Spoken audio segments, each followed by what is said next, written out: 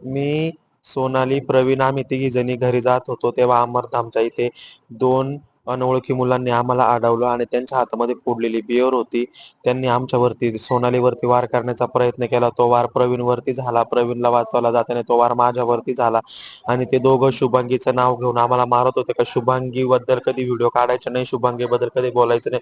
शुभांगी उर्फ सागर शिंदे राहणार सिन्नर यांनी आमच्यावरती ते मुलं मारेकरी घातले होते. त्याच्यापासून आम्हाला धोका आहे. आमच्या सर्व नाशिक किन्नर समाजाला त्याच्यापासून धोका आहे. आज माझ्यावरती एवढा एवढा वार झालेला आहे. उद्या मला जर काही कमी जास्त झाला त्याला जिम्मेदार शुभांगी शिंदे उर्फ सागर राहणार सिन्नर हाच राहील. तर काल आम्ही नाशिकवरून येत असताना मी, माझे शिष्य परवीन, माझी बहीण शिल्पा, आम्ही तिघ जण येत असताना अमरधाम रोडला आम्हाला 2 जणांनी पकडलं, 2 मुलांनी, आणि आम्हाला पकडून बिअरनी वार केला. मला वार करण्याचा प्रयत्न करत होते पण त्याच्यामध्ये प्रवीण पडले, शिल्पा त्यांच्यावर वार झाले.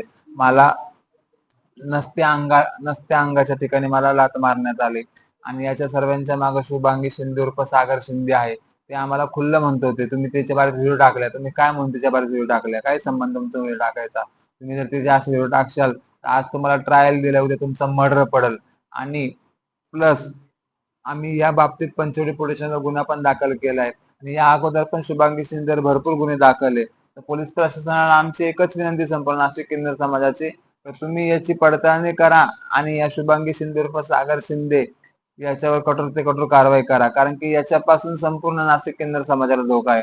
हा फक्त काय झाला का हिंदू मुसलमान करतो आणि समाजाची दिशाभूल करतो. याच्यामध्ये समाजाची दिशाभूल होते आणि समाजाला मेन मुद्दा विसरून जातो. कारण की आज त्यांनी वार केले, उद्या उठून जर एखाद्या किन्नराचा मृत्यू झाला त्याला जबाबदार कोण? मी तर एकच सांगायला जबाबदार सागर शिंदे उर्फ शुभांगी शिंदेच राहील.